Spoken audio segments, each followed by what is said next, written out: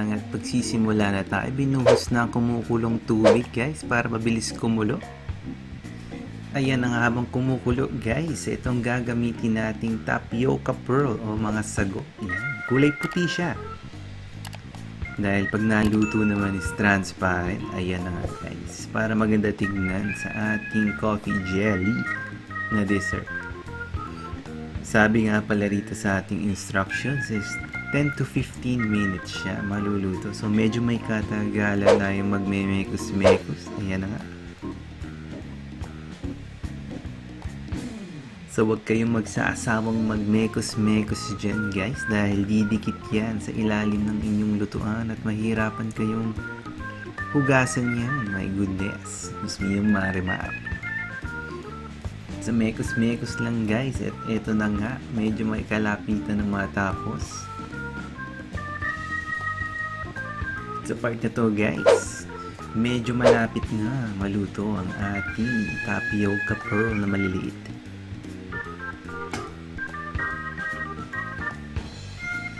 At sa part na to guys, itong gagamitin nating stainless na container, sasali na nga ang ating lutong tapioca pearl. Ayan ang sinasabi ko sa inyo guys. Ayan, transparent siya.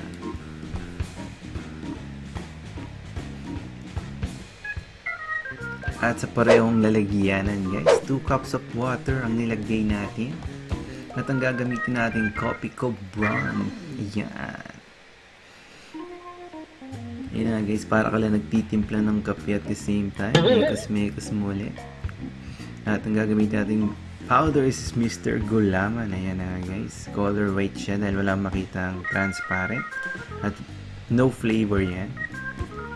Para syempre lumasa ang ating coffee. Ang coffee ko brown yan. At pag kumukulo na nga guys, pwede na natin patayin ang kalan at isalin sa malaking lalagyanan. Make sure na malaki yung lalagyanan. Dahil kahit 2 cups lang yan guys, ay mapupuno ang iyong lalagyan. At sa parehong lalagyan ng 2 cups of water at nakakalimutan ko pang dagdagan para sa makto. Ayan na nga, at naglagay ng 2 tablespoon ng coffee and creamer. At ang gumamit ng brown sugar guys, pwede naman gumamit ng kahit puti or kahit anong klaseng sugar. At paglalagay tayo syempre ng isang pack ng ating Mr. Gulaman. Ayan na nga guys, para maging jelly ang ating kape.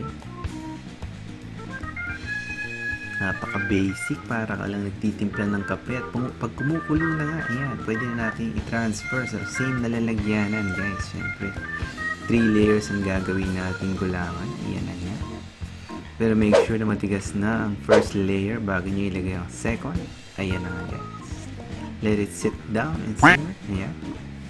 At sa parang lalagyanan, 2 cups of water. At maglalagay tayo naman ng chocolate milk. At pag kumulo na, ilalagay na natin si Mr. Gulaman. Syempre, para maging gulaman na nga ang ating niluluto na yan. At pagluto na, syempre, at lalagay na rin natin sa same container. Ayan na nga. At pag tumigas na guys, napakabilis dahil fast forward na natin yan. Ika-cut na natin siya guys na maliliit. Diba? Into serving size or bite size kung tawagin. Ayan na nga guys, nakakatakam. 3 layer ng ating coffee jelly na may chocolate na isang layer. Ayan, kumbaga coffee mocha. Ayan, syrup. At syempre nilalagay na rin natin ang ating nilutong tapioca pearls. Ayan. At ito ang ginamit kong evaporated milk dahil ito ang available dito sa amin. Ayun, kahit anong brand naman pwede.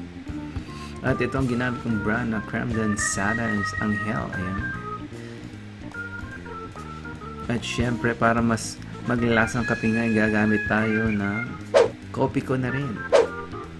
Diba? 2 in 1. Ayan. Para maging maglasang kape lalo ang ating coffee jelly. Dahil coffee jelly yan. Ayan.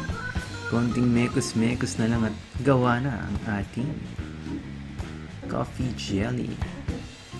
Medyo may pagka-mocha siya dahil may chocolate tayo niligay. Nice. At ito na nga, tapos na ang ating ginawa. At yun na, i-show off na natin. At yung coffee jelly na may mocha. Titikman na yan. Aru, sarap. Thank you for watching.